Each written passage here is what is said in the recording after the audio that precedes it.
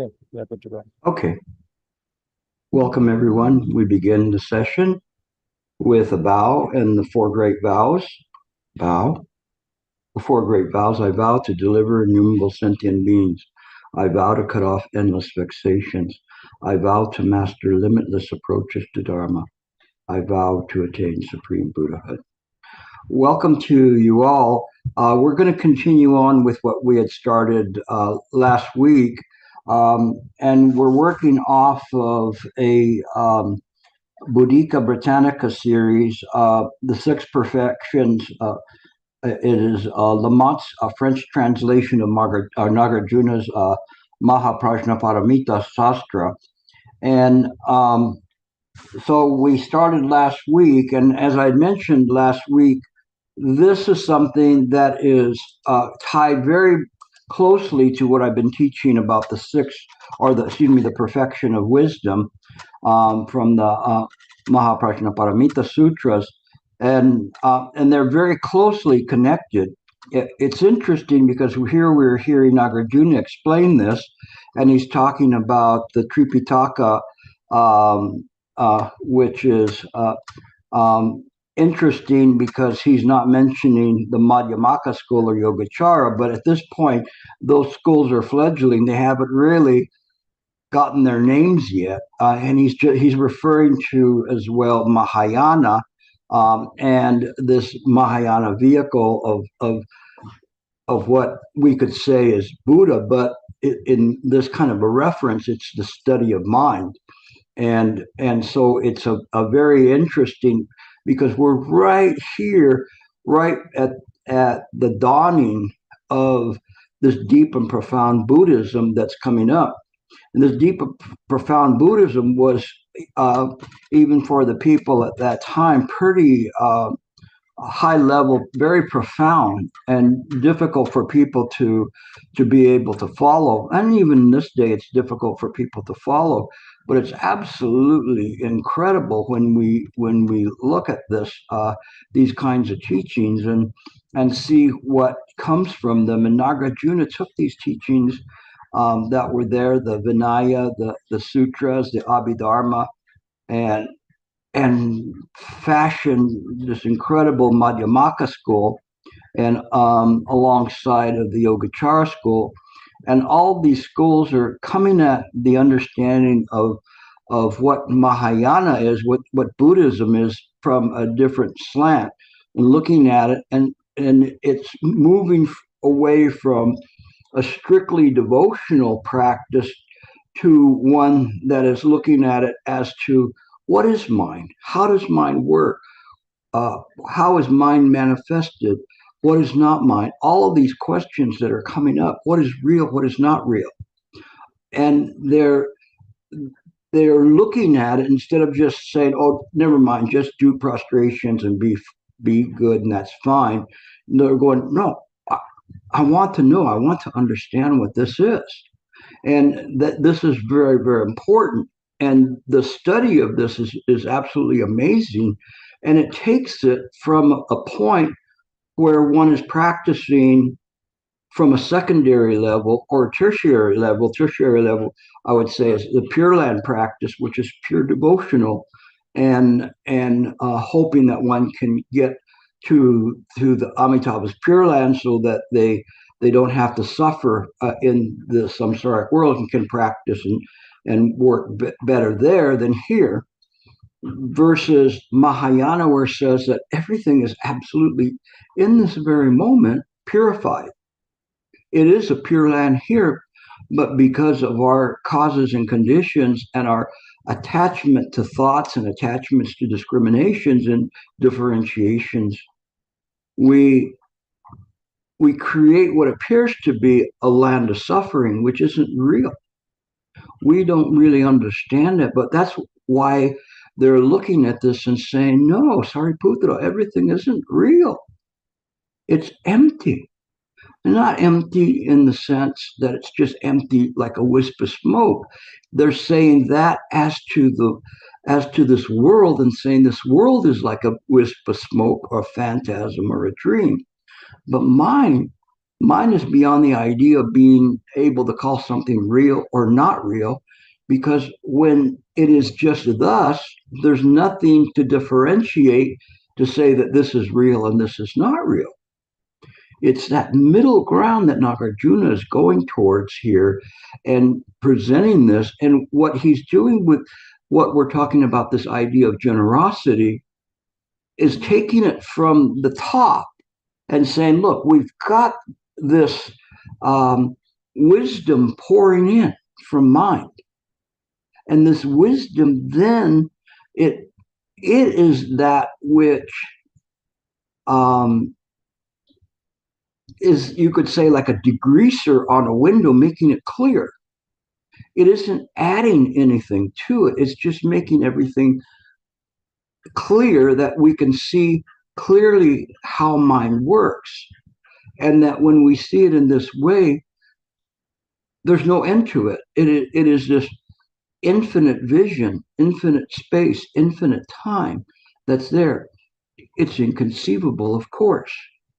But therein lies the rub for a human sentient being, is that we as a human sentient being are incapable of fathoming or understanding what inconceivable is.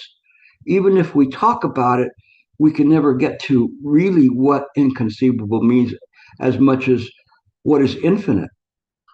And when we talk about infinite light, infinite Buddha light, infinite storehouse, infinite time and space, then all of our constructs in terms of how we've developed this world, even in the scientific side, it all is limiting. Our trick is being able to use these studies, the understanding and applying this perfected wisdom to everything.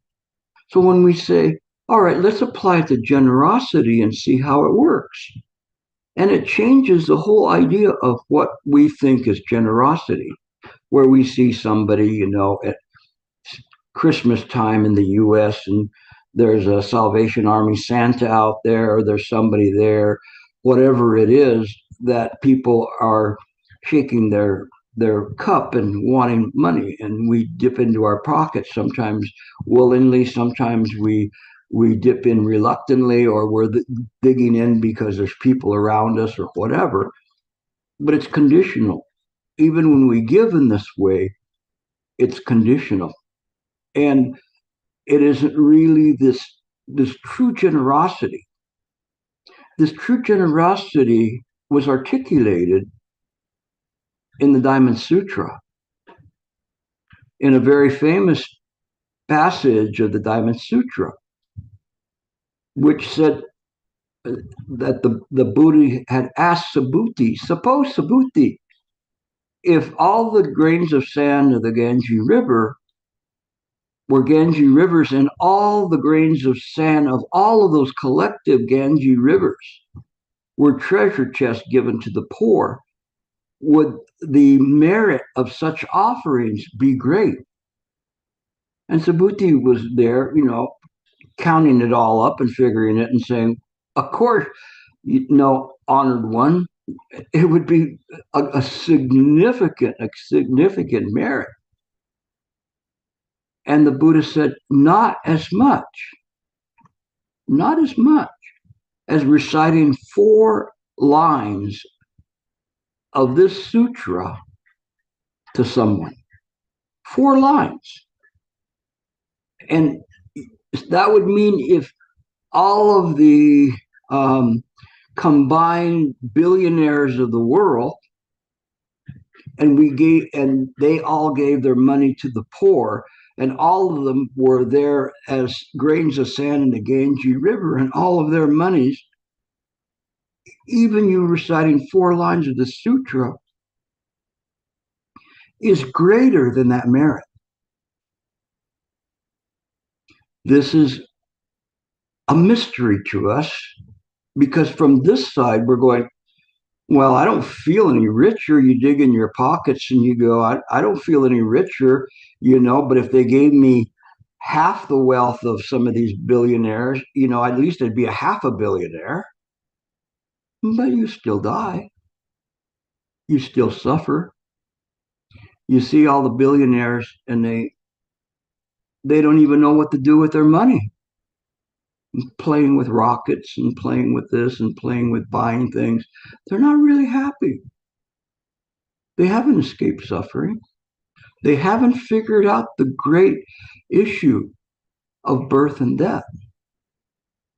But if you study sincerely, if you take these verses that I just said, because those are 4 verses or 4 lines of the Diamond Sutra, to heart, you'll be the richest person on earth, the richest person in samsara. Just holding those 4 lines of the Diamond Sutra, any 4 lines will work. Why? Because it's different.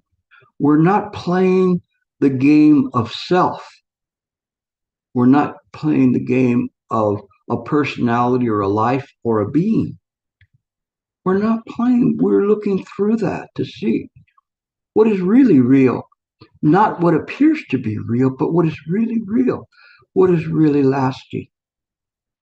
It's not easy for us because we cannot use our imagination. Our imagination is limited and will not be able to reach that far. It can reach to the edges of it, but the reality, that reality is inconceivable. Yet it is real. We don't know this, but we have to have faith, sincerity, faith in the Dharma, faith in the Buddha, faith in the Sangha, faith in the Dharma. All of these things we have to have faith in to be able to penetrate through. Little by little, you're going to see that all of these sutras, all of these great masters, they're all saying the same thing. They just have their own way to say things. Just as I say things in my way, some people, it may not resonate with them. And to others, you listen to it and you go, wow, that Gilbert, he really has something to say because you have an affinity with me. You have a sincerity, and then you listen, and then you wake up. Not bad. It wasn't me. It was my faith in 4 lines of the Diamond Sutra that gave me the energy, the willpower, the effort, the wisdom to be able to pass this on to others. Because in my heart, I believe though that 4 lines of the sutra is worth more than all these alms to the poor. Even if we gave all these alms to the poor, they still die. They may still suffer. It isn't in this way. Nagarjuna's cutting it down the middle. He's cutting it and saying, maybe this part, it doesn't exist, this part exists, but what if somewhere in the middle there's a place where all those neither exist or don't exist? That's mine. And that's what he's pointing to. And that is, I need to start you with this kind of a preface so that you have an understanding, an idea of what is being said here. Otherwise, you're just going to be dragged down by the words, because it does take time to read this and to understand it. There's not one of you that can't do that, but it does take time. So we'll start now back on page 19 of this in a part that says the method of non-abiding. So this is the method, and we've been talking about that in the perfection of the wisdom about this non-abiding. And that takes something for us to understand what non-abiding means. Because we abide in non-abiding even by non-abiding in non-abiding. Huh? Well, it goes that far. There's nothing that we can hold. We don't have a shopping bag that we put things in. We can put in Abiding, no, we don't need that. We take it out. Non-abiding, no, because if it's non-abiding, we want to take it out. But then we don't even want to have a non-abiding in there. So it's non-abiding. But it isn't as if we're putting anything in the shopping bag. The shopping bag is already there. That is the Dharmakaya. Where would we put it that would be apart from that?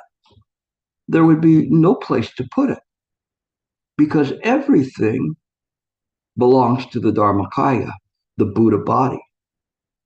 It is a different way as how we look at things. So then we continue. Abiding in the perfection of wisdom through the method of non-abiding, a bodhisattva can fulfill the six perfections. So it's saying a bodhisattva can fulfill those six perfections. It isn't necessarily that the bodhisattva is practicing those as a conscious practice as much as that it is the understanding the profoundness of mind itself, the perfection of wisdom to say that everything belongs to mind. And the true non-abiding in words, non-abiding in concept, but simply seeing through all of that enables the bodhisattva to naturally resonate, reflect, or demonstrate the perfection of wisdom. And if the bodhisattva can reflect and resonate and demonstrate the perfection of wisdom, so too all of the other paramitas will be represented in the same way. They will all be there in this way, and they will all be fulfilled by this Anyatara Samyak Sambodhi, this highest profound wisdom of looking through and understanding what it means when we say we don't even abide in non-abiding.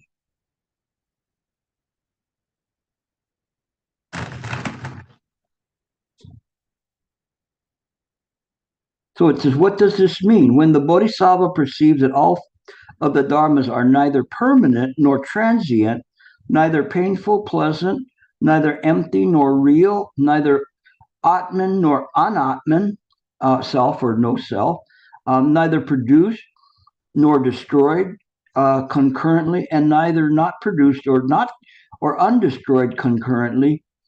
He abides in the profound perfection of wisdom without grasping in it any characteristic. So abides in this perfection of wisdom. How does he abide in that? Very interesting. We'll find out. And it says, it is this that is referred to as abiding in the perfection of wisdom through the method of non-abiding. And here we get to the part where you're looking at it and going, how can somebody abide in something by non-abiding in it? And simply it's by non-abiding. So now it says the next part is called the eulogy of generosity. Eulogy here is like praise. How, what is generosity? So now they're going to identify what a generosity is. What are the advantages of generosity that compel a bodhisattva abiding in the perfection of wisdom to accomplish the perfection of generosity? So here it is this accomplishment of the perfection, just like there was a perfection in the wisdom, there has to be a perfection in the generosity. It isn't just simply an earthly giving. It is beyond that. The giving of from the bodhisattva or Buddhist viewpoint, this generosity is far, far beyond all of those treasure chests that one could give to the poor, far beyond what Emperor Wu could have given to support Buddhism in China.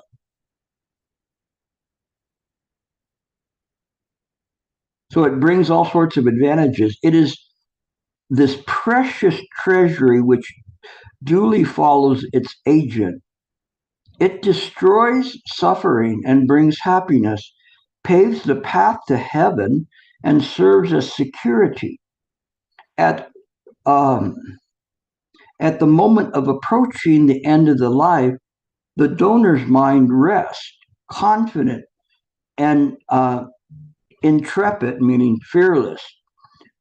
Generosity is a sign of benevolence and is capable of assisting all living beings, and it constitutes an accumulation of happiness able to destroy suffering. It is like an army general who's capable of destroying avarice and the marvelous fruit that is appreciated by men and gods. It is the path of purity, an accumulation of wholesome things, a gateway of good qualities, virtuous career, and meritorious karma. It destroys poverty. And it continues on in this way.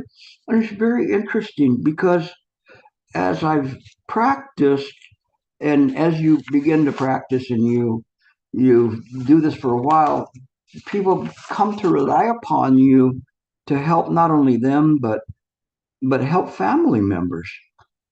And and it's interesting. So people will contact me and say, "Can you pray for this person? Can you help this person? Can you transfer merit to this person?" And not generally, it's not themselves, but it's some family member that's dying or is sick or needs some help.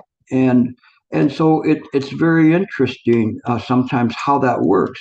So it's not only just simply the generosity as saying, oh, this generosity of giving the Dharma, although that is a very important aspect of this true generosity, but it can even extend to worldly generosity, worldly giving, worldly help for people that need help, that have some kind of a problem, and they need something in their lives. And sometimes it's very funny, but as you practice this, you'll find as you get good with it, you are able to help people and manifest certain things that appear to be beyond coincidence.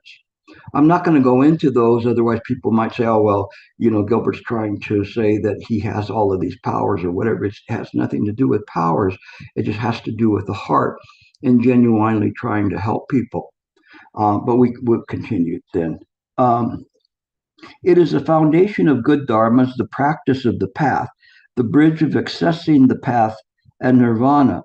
Generosity is the favorite practice in which holy people, great men, and wise people, and a model recommended to other people of limited virtues and intelligence. And I think that this is a very correct statement, that as one begins to practice and we begin to see what is important, what is mind, what is important to know about mind, how does one come to mind, and and to be able to appreciate it and to see how it works. And it is this generosity that after wisdom begins to incorporate all the special aspects of the perfection of wisdom, that one is rising something very, very important, very integral in all of this, such that this aspect of mind is what transcends the idea that it is not eternal, it's not nihilistic, but it's mine. What is that generosity brings to the table as a demonstration? Anybody know? Come on, somebody must have an idea. What is that aspect of generosity that is that bridge between wisdom and generosity? Yes, Tori. Compassion. Compassion, thank you. Compassion. It's right there. It is that special aspect. So ahong samban sandal siya hua. I'm sorry, did somebody say something? 换几天了？你知道下班你要不 Oh, well, okay. In any case, it is that aspect that is important, is compassion. And it is that which doesn't let the philosophers make it something that's eternal and monistic or nihilistic and has no value whatsoever. That compassion. Again, this is a compassion that's different than we could say demonstrated in samsaric realm of metta, loving kindness.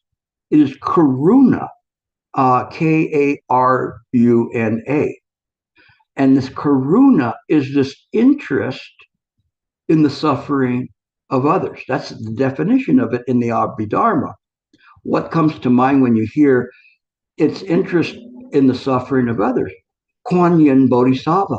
Kuan Yin Bodhisattva represents that aspect, that bridge from wisdom to generosity. That common thread is compassion. The compassion there, that one is generous. We understand that the sentient beings are illusory. So to give them something, we could argue philosophically, what does it matter? What does it matter if we give them something or not? They're just a wisp or a dream. But it does matter. It does matter. And this is the part that is inconceivable as to how incredibly great, vast, and precious this is, and this demonstration is. Because this demonstration in the level of a bodhisattva, especially a level of a bodhisattva of a 10th bhumi, very high level bodhisattva, there is no choice in that. It is beyond choice. It is a demonstration of the practice of a bodhisattva in this way, naturally being demonstrated, naturally being reflected and resonated. And as we begin to practice more and more, our practice begins to become more refined, and the generosity that we manifest becomes closer to that of a bodhisattva than somebody giving $1 million to the poor because they can save $1 million on their taxes. How much merit would that be? What you think? To some people, they'd say, "Oh, it's great merit. You ought to vote for me because I can cut your taxes." But is there really a merit to that as much as being able to awaken people and to say that these things, we don't need these are things that cause us suffering? And so this is where Nagarjuna is working with this and trying to show you there's a generosity way beyond the generosity that we can conceive of somebody digging into their pocket and giving $5 or $10 to a homeless person or whatever they're going to give. But in any case, that's what we're doing with all of this here. Okay.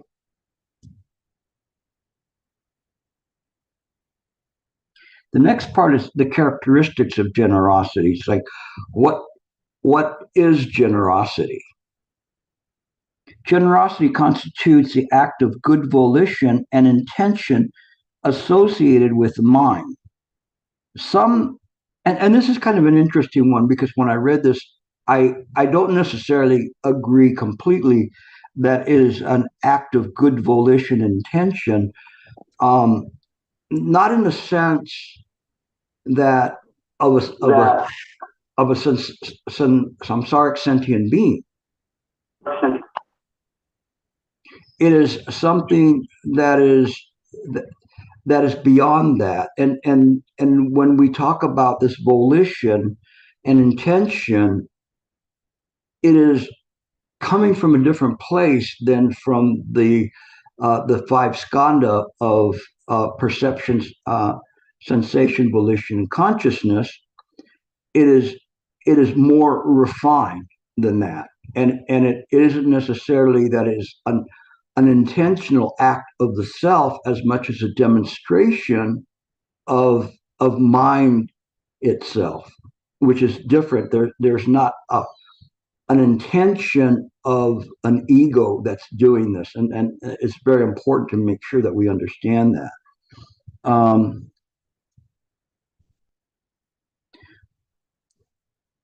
That that it is from the good volitions that there issues a bodily or vocal function, which is also called dana. Other people, so that's some people say that, and see other people say that when there is a person endowed in faith and the field of merit and a material object, and when these are united, the mind produces the dharma of abandonment, which is capable of destroying avarice, and which is called dana. Just as through the dharma of benevolence, the mind perceives benevolence and takes consideration of the welfare of living beings in the same way through the mental functions called dana. And when these three things are united, then it produces this dharma of abandonment. But when we get into this, because this is kind of the definition of generosity, but it isn't necessarily of all the same kind. And now in this next part, it's going to be talking about the different kinds of generosity. And I think this is where we begin to flesh out this value of it. And it says, there are three kinds of dana. One belonging to the kamadhatu, and we say, okay, what is the kamadhatu? So if you got this and you read this, would you know what the kamadhatu is? Probably not. Some of you, anybody know what the kamadhatu is? It's so your lesson is when you read something like this and you don't know what the word is, look it up. Don't just go on. Look up the word. What does that mean? This kamadhatu. Dhatu is like a realm. Kama, you could say a karma dhatu, which is very, very important in terms of this karma dhatu, is this connection with karma. And so this is the desire realm that they're talking about. We are in the desire realm. And so this desire realm is there.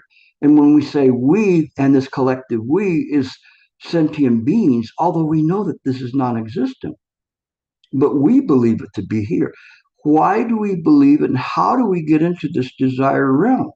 Today I was reading something very interesting that was comparing Yogacara school and the Madhyamika school, and in doing so, they were talking about this this karma that it was bending down, and they talked about how our actions, our volitions, are oftentimes bending down, and they were comparing it to kusala and akusala. Kusala is this pure action, pure thought. Akusala, remember when you have an A in front of a Sanskrit word, it means the opposite. So akusala is a clinging thought and something that wants to perpetuate the continuity of this life and being, these thinking. But when we attach ourselves to things, and then we go, oh, this is really good. I want to have this again. So that's bending down. You are now bending into the karma, and you're bending into birth, the birth of a thought, the birth of a body subsequently, the death of the body, the rebirth of the body, all consistent with all of these volitions and actions that one took that brought about this body, due to clinging to these things. When we don't cling to them, when we don't have this differentiation, I like this, but I don't like this. I want this, and I want more of this. Then we're free from that. When there's non-differentiation, non-abiding, the mind is free. It's uncluttered. It's not sticking to anything.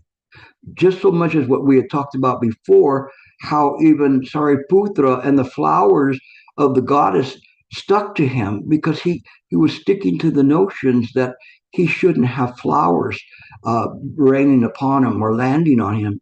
And that very motion, then the karma bent down and created the situation where the flowers stuck to him.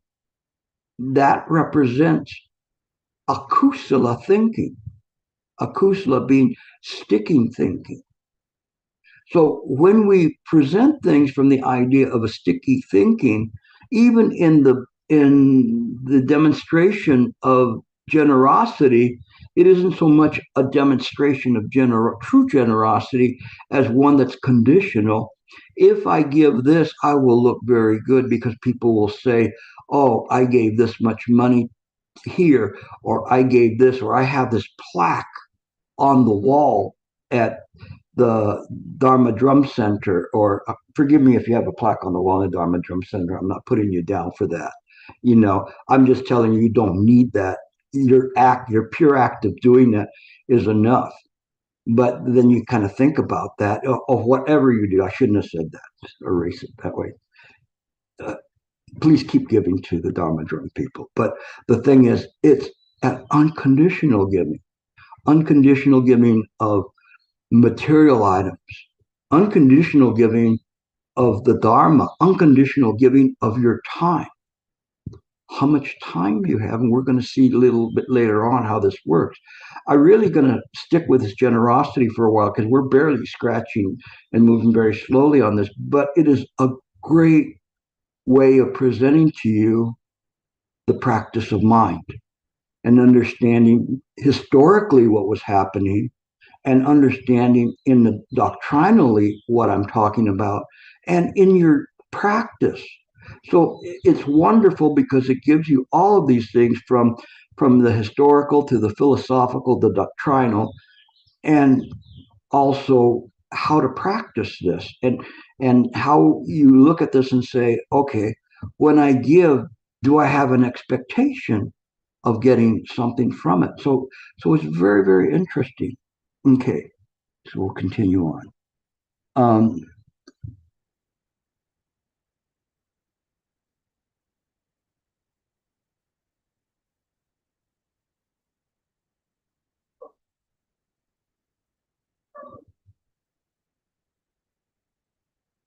I'm not sure if I read this part or not, but I'll reread it again.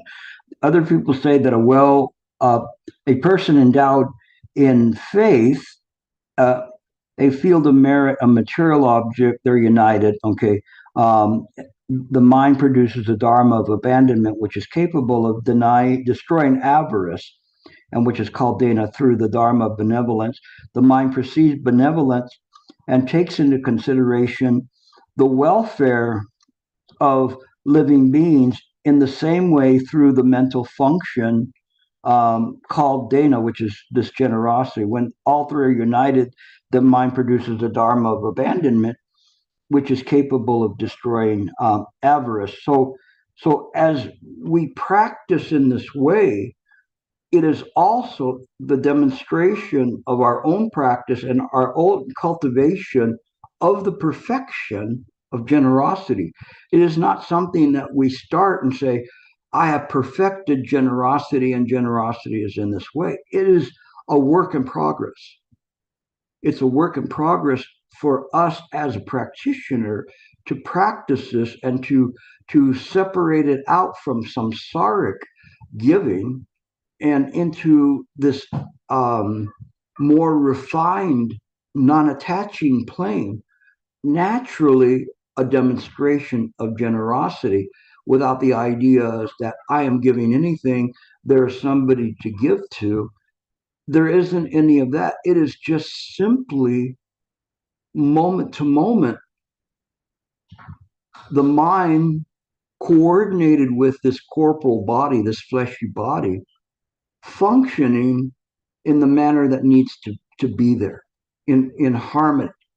And that's what's important. And in that demonstration of generosity, not only is that perceived giver, which is not real, benefited, but they benefit the donee, the one that receives it.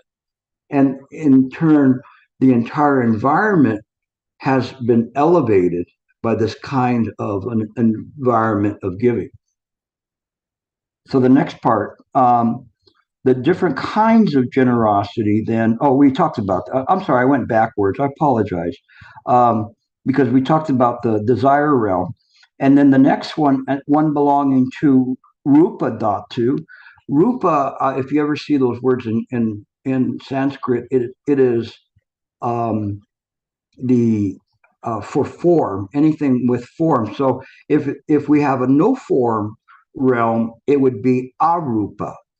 Rupa meaning that there's a form there. So there's this giving from there. And then the third one is an interesting one, because you would think it would be arupa, but here they say, and one that does not belong to any sphere. So this generosity that doesn't belong to any realm. What is that? It's the inconceivable. It's mind itself. It doesn't belong to a realm of form. It doesn't belong to the desire realm. It is just this perfected giving. As Dharma associated with the mind, dana functions in conjunction with the mind, and it arises together with the mind. It is not a material dharma, which functions as a condition.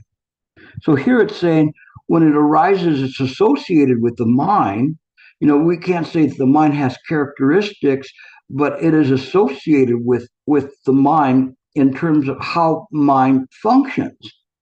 And actually, that's the next part. It says dana functions in conjunction with the mind and arises together with the mind.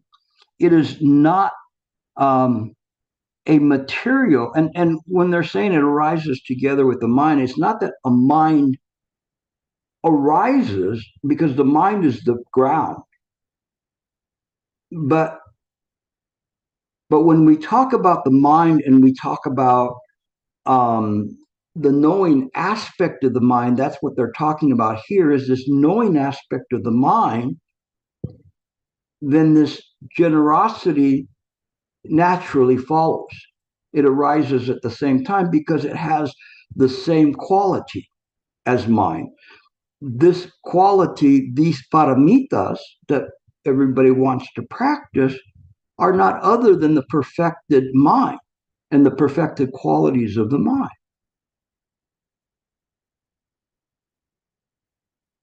That's why I say it's not a material dharma, and it doesn't function from a condition. So it doesn't appear in the world because of a condition, that somebody wants to look like they're very wealthy so they can give $1 million away, or very generous so they can give $1 million away, or give away $20 or whatever. You just do what needs to be done at that point. It is not an action, and it is not associated with an action. So this generosity, this true generosity, now we're talking about this other one. We had talked about the other two, but now we're talking about this, I hate to call it real generosity, but this genuine generosity that is unconditional. And so it arises as is necessary and as is reflected of the qualities of mind itself. It does not derive retribution of previous actions. All this is duly explained in the Abhidharma. So here it's saying it's not subject to cause and effect. We talk about causes and conditions, right? And causes and conditions are karma. Cause and effect is different. Cause and effect is if I make fun of one of you tonight, maybe you quit because you didn't like that. That is the effect of all of that. That is, the Chinese know it as Ili, I think is how you say it. Anybody want to correct my English if you know Chinese? Ili? Penny's saying that. I'm sorry? Yeah? So you know what I'm saying because it's important. It's a difference, a very important difference between causes and conditions, which is pratika samapada, and ili, which is the retribution. Okay, something that happens because of that. And they're talking about the Abhidharma here. And the Abhidharma, sometimes when you hear me talk, you may think that I'm against the Abhidharma. That's not true. I've studied the Abhidharma for years, many, many years. And as late as yesterday, it's still teaching me things. It's just an incredible schematic of how mind works. And so if you have a few years, that you can use, then please start studying the Abhidharma. The sooner you start studying it, the better it is. But it is worth studying. It's just an awesome, awesome document. And here you're seeing Nagarjuna giving the nod to the Abhidharma and saying, hey, it's explained in the Abhidharma, go look at it up yourself. Furthermore, there are two different kinds of dana. Okay, now we're getting into the real nitty gritty of it. And so it's saying there are two different kinds of dana, namely pure, which is vasuddha, and impure, which is avasuddha. So pure is pure generosity and impure. And it's pretty clear. I think at this point, you can understand what the difference would be, even if I don't explain it to you, between a pure generosity and an impure generosity. The easiest way to say a pure generosity is just one doesn't have to think about it. They just do it. They do what needs to be done without any thought of how long it will take or whatever. And an impure one is like the person that says, you mean if I give, there was a very famous person that became a very generous benefactor after he discovered that there was incredible tax benefits for giving money to the poor. And so then he became very benevolent. What do you think of his merit? Right? It's like, well, yeah, that's nice, but I mean, it would have been nice if you would have given something that wouldn't just been a tax break for you. The impure dana is one which is improperly named. It is made improperly, excuse me, namely the kind of dana which is motivated by factors such as self-interest, insolence, here, take it, aversion, oh, I don't want to see you, get out of my way, bum, here's some money, go away, desire to seduce somebody, look how rich I am, here, let me just peel off some dollars and give it to this person, or let me give you something, of this beautiful pearl necklace, oh, thank you so much, oh, it's nothing, truly it's nothing, to seduce somebody, fear of death, and you're dying and you want to make sure you make amends and give things to people, jealousy, pride, self-elevation, or desire for a reputation.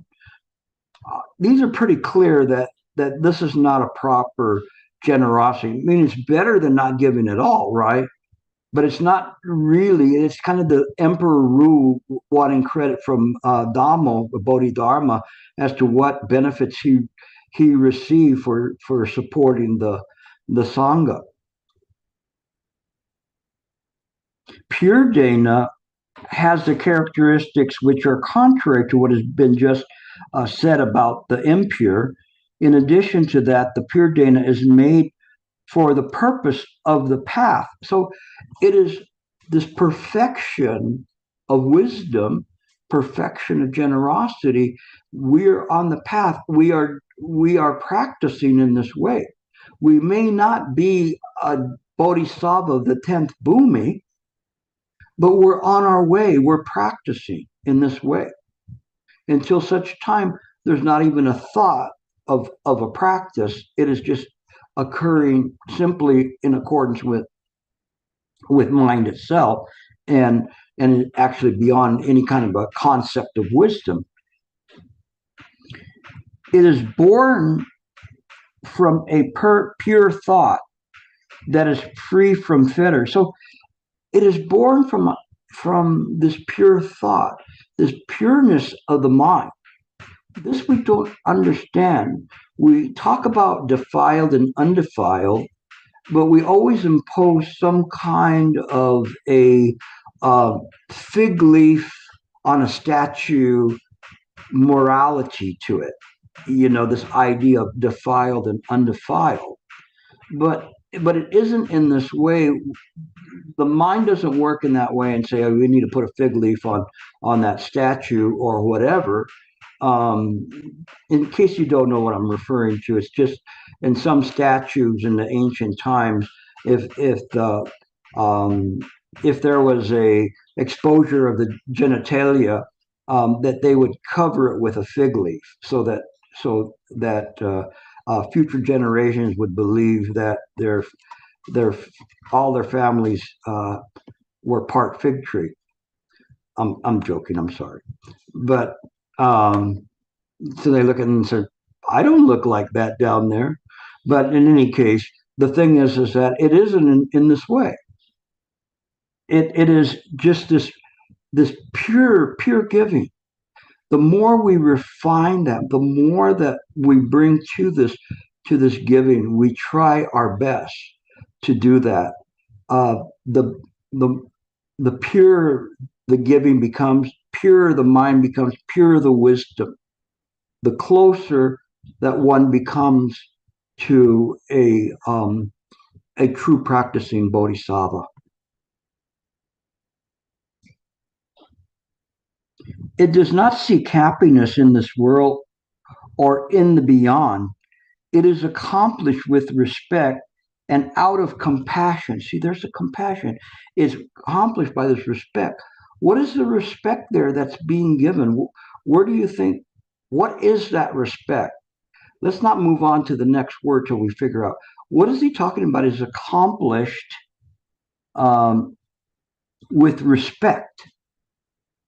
Anybody, what is being respected here? In this generosity, what is being respected? Remember, this is a bodhisattva. Nobody dares to. Yeah, Tori, go ahead. I'm guessing it's the respect towards the person the giver has towards the person that they're giving to. But suppose, Tori, we say that person is an illusory sentient being. It's to Buddha nature. It's to the inherent Buddha nature within that sentient being. Just, I'm tweaking what you said just a tiny bit. It is a respect of that, but it is respect that all sentient beings have a Buddha nature. Okay, so that's just that. It's okay. It's all right, because this, again, I'm just trying to finely polish this so you're getting there, and I want to be clear about this, that it's there in this way. This is what we're saying, out of respect, and then it says out of compassion. So what is the compassion? The compassion is for the slumbering Buddha that's caught up in this bad dream, to want to get it out of this bad dream. It is expressing the bodhisattva ideals. And it constitutes an accumulation for the path of nirvana. It is for this reason that it is asserted that it is made with a view of the path. Let me repeat this because this stuff is good. I mean, we're going to go through this slowly, but it's important because it's going to help you practice, because it's saying this. So it says, accomplished with respect and out of compassion, and it constitutes an accumulation for the path of nirvana, saying it is adding more and more clarity, more and more, that this wisdom is breaking down all of these obstructions that are there. And it says, that is made with a view of the path. So all of these things, this generosity that is being given, it's not the worldly generosity. I want people to know how generous I am. It isn't in this way. It is in the generosity with a view of the path, that this is the path. Sometimes I will write to you, and I think in the last week to a couple of people, I've said, this is the path. Totally different things that they were talking to me about, but yet I said, this is the path. Why? Because it is a demonstration of mine in the present moment, and it's showing the path. It's not a path like you can put it on your Google Maps and follow it that way. It is just every moment in front of you is the path, and you apply this wisdom to the present moment, and in that way it works. So long as one has not attained nirvana, the practice of dana constitutes a cause of beneficial retributions among human beings and God. So it's saying, when we practice in this way, it has a positive karma, positive ELE. So it's not just ELE, it's something bad. Like if you hit somebody, you get hit back. But if you lend somebody something, maybe you will get something back from them or other people later on. It is in this way, but we understand that we don't do it for this conditional purposes, but we give it, and the more that it is freely given, the more that it is a true and pure giving and of generosity. And then we'll stop there, and we'll start next time with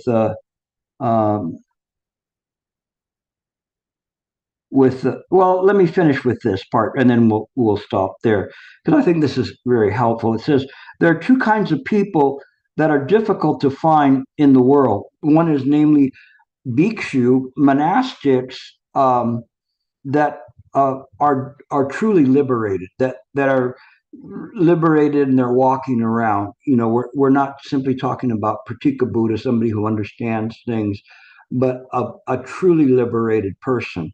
That's very difficult, very rare to find people like that are 100% can walk the walk and talk the talk, that are there.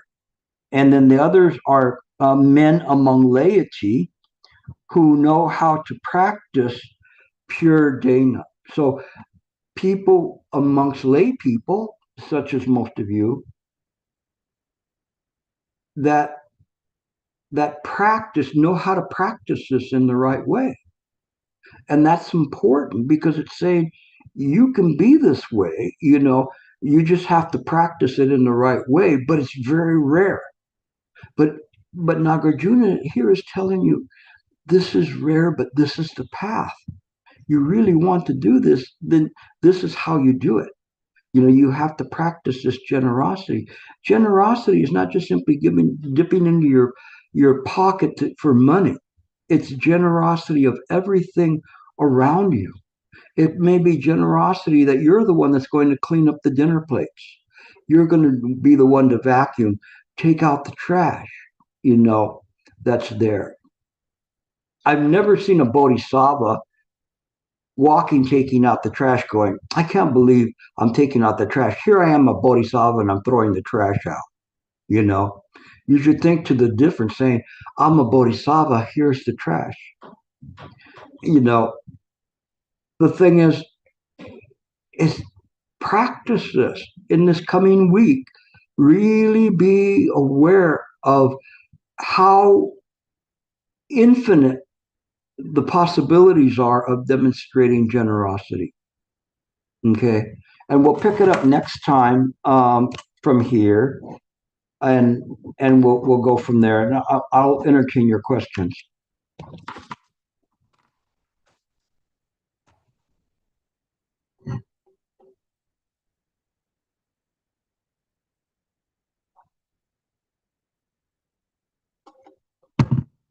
All right, no questions again. Come on.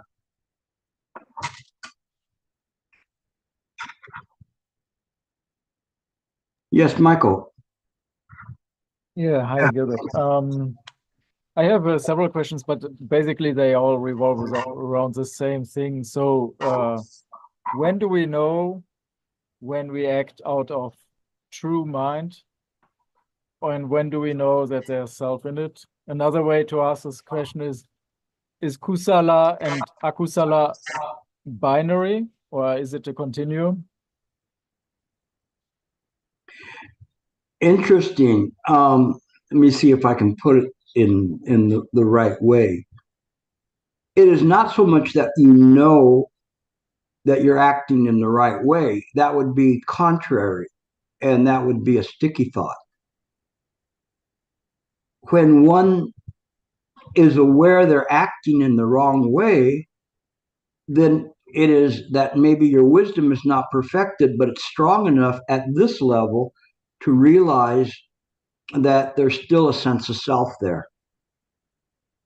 When we act completely out of a sense of self, then there is there's no thought there. There's no continuing thought. It is just simply something that is done that you never think about. Not even after it is done, you've put it down because you never really picked it up. It just simply was a pass through, like a kusala thought, a non-sticky thought arising, functioning. Its function is no longer necessary, and it dissipates. Mind is still there, but there's no sense of mind. Okay, it's not self. So your question presupposes there is a superior mind that is aware of this, but the perfected mind doesn't have a sense in that way. If necessary, it can call it all up, but it doesn't necessarily flow or desire continuation of any achievements or anything that's done. It is simply demonstrating and resonating and reflecting what needs to be there in that precise moment. There's no self there, no perfected self. When we have the defiled idea of a self there, this ideation can, even though one is acting contrary to mind, let's say a perfected mind, one is still aware that they're engaged in these selfish thoughts. They're still aware of that. Now, most people won't, because most people's self is so strong, it blinds it completely. But let's say at your level, you'll be aware of it. If you're aware of it, then you know at least that this is akusala thinking. This is a thinking that is brought on by the five skandha. And it's very interesting. Today I was reading on the Maka school, and they were talking about this, and it's just, I'm still playing with it, but playing with it about the idea of the perception, because the perception of Avalokitesvara is the only perception. It is the defilement of that perception via the five skandha that gives the impression that there is a false perception that's real, but it's not. It is just simply the akusala thoughts that are sticking to the Buddha perception that give the impression of the existence of a plane of, let's say, of a samsaric plane, of a godly plane, of ashurlo plane, animal, ghost, and hell plane. It is only because these are sticking to mind. The true perception is the mind perception. This other one is a false perception that slows the mind down, sticks to it, and causes it to be defiled. But in fact, it isn't really a defilement, but it gives the appearance of that. But when we start thinking about it in certain ways, it's as if we are trying to fight our ways out of a bag. And it's the opposite, because we mind, I shouldn't say we, collectively we are holding the bag. We are not inside the bag fighting out. That which is in the bag, just crumple it up and toss it out, because that's not real. That's an illusion. So it's different. So hopefully my response to you is helpful to you. It goes a little deeper than what you were going for, but just remember it in this way. You will not be there when the generosity and the perfection of wisdom is finished. You'll know where to find you. If you need to find Michael, oh, where's Michael? I can find him, but I don't. Do you really want to see him? You know? No, we just set him to the side. Okay. All right. Oh, you're welcome. Okay, so who was next? Sam or Claire? I wasn't. Who came up first? You did? Well, just unmute one of them. Unmute Sam.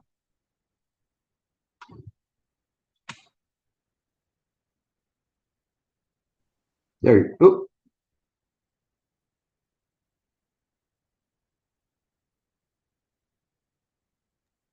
I think everyone can unmute themselves. Oh, okay. Amitabha, Gilbert. Thank you for your lecture today. Something you were talking about at the beginning when you were reminding us of the Diamond Sutra, with the making known the four-line Gatha is greater than, giving precious jewels or riches as many as the sands of the Ganges. Something I was thinking about, though, is I know we've also talked about how, as practitioners of the Buddha path, we don't proselytize, right? So what would be the different, like what would be the skillful means of producing that generosity of, let's say, presenting a four-line Gatha from the Diamond Sutra?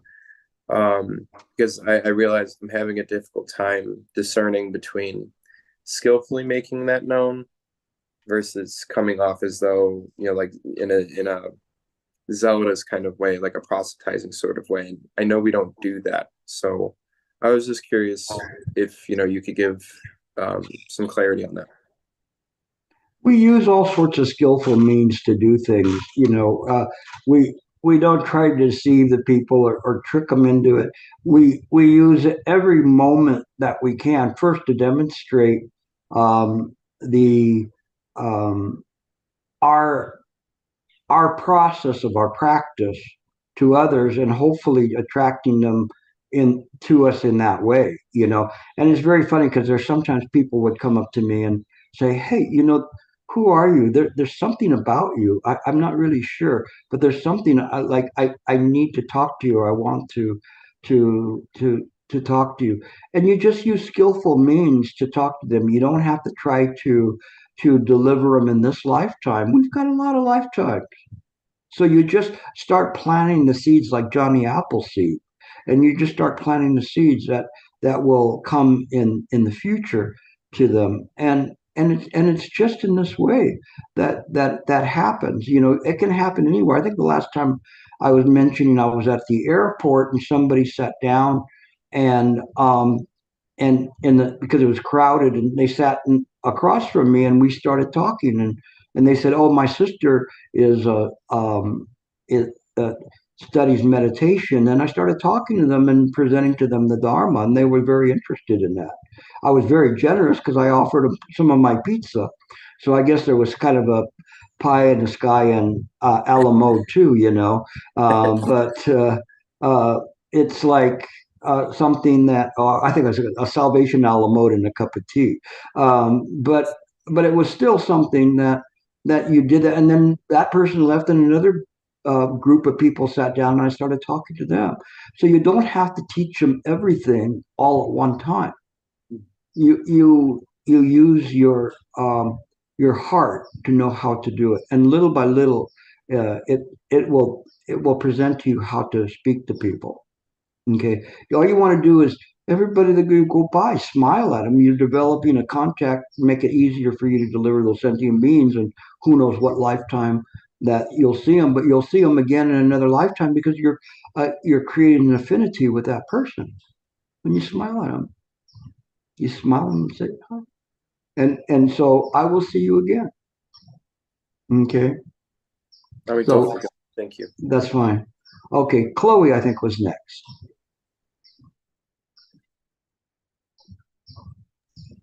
There you go. Hi. I have like 3 questions. So I'll start by the first one. So we were talking about the accomplishing generosity with respect and out of compassion. And you mentioned that, who are we actually paying this respect and showing this compassion to? And then, if the subject of our respect and compassion through Dana Paramita, through generosity is actually all illusory sentient beings, then I wonder who are we actually sympathizing with? I hope that question makes sense. And, echo back to the first sentence we talked about last week, there's no distinction between the giver, donor, and the beneficiary. Then, what are we actually sympathizing with? Yeah, my first question. Yes, isn't that wonderful? It's so incredibly wonderful. It's just that way. You're asking this illusion to give you an explanation of an illusion. And yet the answer is listening to me right now. You listen to me in a lecture, you're listening to me now. It's just mine. And this moment is awakened. It is listening. This is not an illusion. The words are an illusion. This time and space is an illusion. But that which is listening to me right now, this very person that thinks their name is Chloe, is mine. It's so wonderful. When we begin to understand it in this way, we're on the path, and we can do a benefit here. It doesn't mean that I'm a bodhisattva, I don't take out the trash, I don't sweep, I don't do this, I have a higher purpose. No, you demonstrate generosity in so many different ways by your life here, by the words that you do, by all of your vows, how you practice. When we understand that, it just makes the job a lot easier for us, because then we understand and we enable the wisdom to come in to know what to say next. So it will take you time, but you've gotten more than 4 lines of the Diamond Sutra already. So you should rejoice. And there's some of you that were rejoicing this week quite a bit, because they really got something incredibly special. And it's just in this way that we practice. You just don't be too joyful, like Shifu used to tell me when I was joyful like that. But it is in this way. Contemplate what I'm saying. It will come into your heart. Your next question. Okay. So, what is the ultimate goal of Dana Paramita? Is it non-attachment or abandonment of, yourself and the materials you accumulate in this world and the world itself? Like, why are we practicing this? There's two ways in which we practice that, and that was made clear by Nagarjuna. If we're practicing to get something or to put something down, this is impure dana. It is not pure generosity. When we just practice as part of the path, allowing wisdom to function in the present moment, and this perfection of wisdom operating in the guise of generosity, then we're just simply demonstrating the infinite capacity of the mind itself. And even though even those people who are slumbering, they cannot see that. Little by little, they will be guided by that. They will see that as a demonstration. They will see this person harbors no ill will towards me. This person really knows how to live. This person can be helpful. And so they're drawn to you through this generosity and the generosity of you presenting the Dharma to them. To me,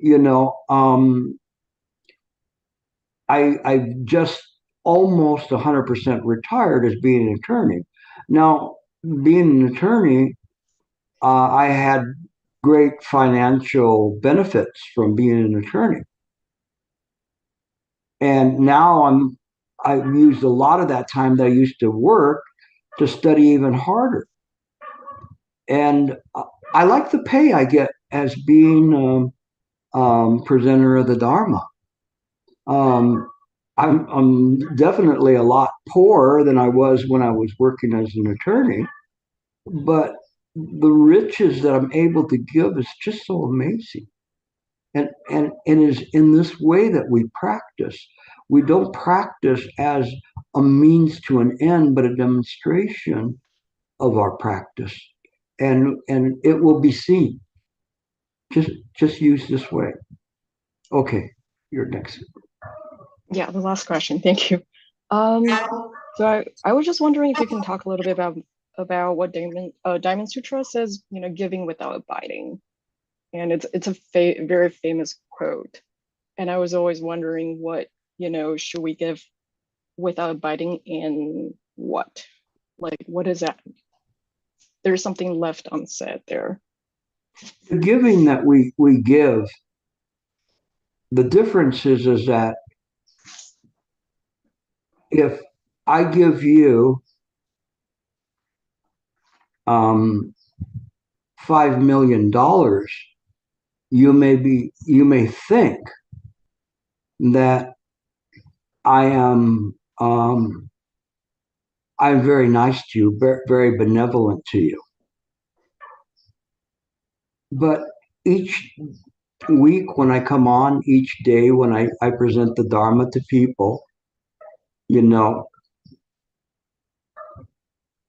what would you take? Would you take the 5 million or would you take the Dharma? Which is the richest, the better riches that I offer you?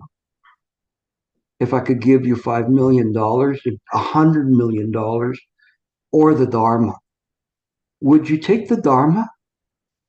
Or would you only value it for the value of the page? That's not worth the paper it's printed on. It's worth beyond that. And so when we see things and we see that when the Diamond Sutra is saying 4 lines of that, why? Because that gets the person out of the dream. If you were being in a dream and you were being chased, and one was you had two choices. You could run to the bank and be with your money, or you could run to the police station and there's a mugger behind you or a demon behind you. Which one would you go to? To your bank or to the police station? Naturally, you want to seek protection. You want to take refuge. That's why taking refuge is so valuable, because you're taking refuge in the Buddha, taking refuge in the Dharma, taking refuge in the Sangha. It is priceless. There's some of you know this. I think, for instance, Sue, if she would say, what I've given to her is priceless. And if I said, I'll trade you that for $1 million, of course, she's worth like $5 billion. But in any case, if I offered her something, she wouldn't trade it. I don't believe she would. She doesn't need the money, but the Dharma I've given her, the Dharma I've given to all of you over the years is priceless. Priceless, because it keeps you from coming back. It gives you a way out. Even if you had $500 billion, you're still in prison. To exchange liberation, you don't put a monetary value on it. That's why. That's what the Diamond Sutra is saying, is that liberation is in this way. It's worth that. That's why they talk about it, to say that it's the great death. The great death is not the death of a sentient being, but the death of the whole cycle of samsara. To be finished with the cycle of samsara. Even if you're finished with the cycle of samsara, you can still be in the cycle of samsara, but you can control where you go there, because it doesn't matter. If I'm in samsara, it's still the Pure Land. Yeah, there's a lot of things that happen that aren't very pure, but you have to be able to see and believe beyond that, to see what's there. That's what the Diamond Sutra is talking about. It's cutting through all these illusions, all these ideas that we have any kind of values of holding on to some material possession in this world. None of that can save you. Was that your last question? Mm-hmm. Oh, Thank you. Good questions. I let you go because you have good questions. So that's why. If they were like intellectual questions, I'd cut you off on the first one. But that's good. Hope I didn't insult you, Sue. But I have a high esteem of your understanding of the Dharma. Okay, Tori. Gilbert, thank you so much for the talk. It was really, really helpful, because when you said that, not to have any expectation, and this reminds me of that story. I don't have a question, it's just a comment. That story that I forgot which disciple of Buddha, that in his past life or something, he somebody needed an eye, so he didn't give a second thought. He dug one of his eyes out, and then that person was not appreciative of the eye. So that's the ultimate test of expectation. And a lot of times I can think of in my life that I may not expect anything in return in any way, shape, or form, but I expected that person to be appreciative. And this is hard. That's my biggest challenge. And if there are times that I gave, and then the person in return, they did something harmful, and I was hurt, and with any thought of annoyance, even just a little, it's no longer pure. So I see that that's my biggest challenge, and this talk really helped to bring that out for me to work on it. Thank you so much. Yeah, it's interesting because when we help people in samsara, it doesn't mean when we help them that they will be appreciative. I've helped so many people as an attorney and help people, and the uh, sometimes the people they don't appreciate that, or they see things differently, especially when they get the bill and all of a sudden you went from the greatest attorney to you didn't do anything for me, because they have to pay a bill or justify why they're not happy about that, even though sometimes I'm incredibly generous with my clients. But I mean, that's why they call this samsara, because people are that way.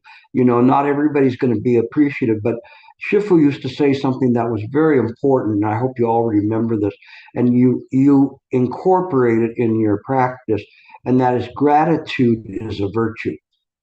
Okay, so anytime that you have received something from somebody, it could be even time or whatever. Somebody has helped you and went out of their way to talk to you or whatever. Show your gratitude to the people, because it's important. It isn't that the person expects that. Whenever I help people, that's the last thing I have on my mind is that the people have to pay me back or show gratitude.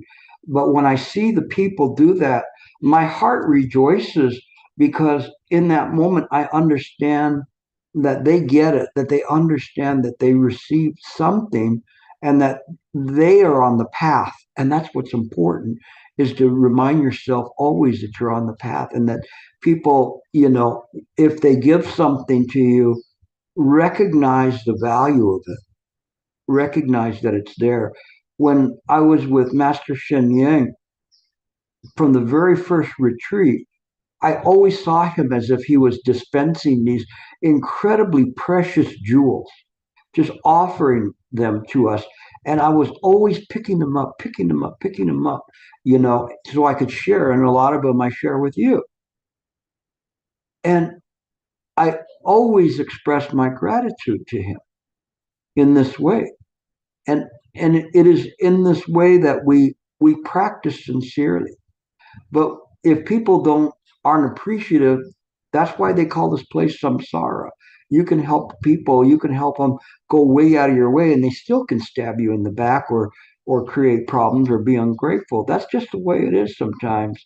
So in any case, it is just that way. And the Diamond Sutra is very short, and you can find that in the Diamond Sutra. So all you have to do, Chloe, is just read the Diamond Sutra.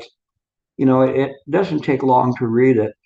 It takes a lifetime to really appreciate it, but it's something that you'll find it in there, um, and um, and so you reading it to search for it is even better, because then you'll run into even greater jewels of wisdom that are there. Okay, is that it? Any other questions? No questions? All right. We'll continue on. Again, this isn't so much of me going through the material and getting from point A to point B. It is me showing you how to practice, how to penetrate the sutras, what this practice is all about. That's what's important, is that you have to really begin to incorporate this into your daily practice and make it work. And my joy is seeing that happening more and more. So I'm seeing you and some of the people that are very beginners really making great headway here. And those of you that are already accomplished, adding more and more to your repertoire of being able to understand the Dharma and to share it with others. There's people like Harry, who's a very good teacher, Michael, and when you have people like that, Sam is beginning to come on board with that as well. And you pick these up and you share them with other people, and bring them along, and that's what's important. And when you see their gratitude towards you, then you know that it's paying off, it's working. So it's very, very helpful to that, and again, like me practicing this, my hourly billing now is like $0 per hour, but I feel even, very incredibly rich passing this on to you. So keep practicing, okay? We'll see you next week. Amen Tofo. Good to see you all. Thank you. Thank you. Take care. Take care. And today I don't have to rush to eat because I already ate beforehand. But I was worried that I would be so stuffed with food. When I got here, I'd fall asleep. But I'm doing all right. Gregor, you look like you're already ready for bed. So Yes. Good night, Gilbert. good Good night. thoughts to think on tonight. Yeah, that's good. It's a good way to go to sleep. When you go to sleep, especially the people on the East Coast, you can post the four guardians around you so that you don't have any bad dreams or anything, and protection. And by doing that while you're at it, then you post them around everybody else that you know, and then you post them everywhere. It's cheap, you just have to just practice in this way and then see things. And so it doesn't matter if you're going to sleep and you're saying, well, the people over there on in Taiwan or China or on the other side of the world, they're not going to sleep. So how could that help them? Well, when they go to sleep, you already prepackaged protection for them. So it's not bad. So you just see things in a different way. You don't see it as a sentient being. You see it as a bodhisattva. So when you do this, and you be very surprised how powerful the mind can be to be able to help people.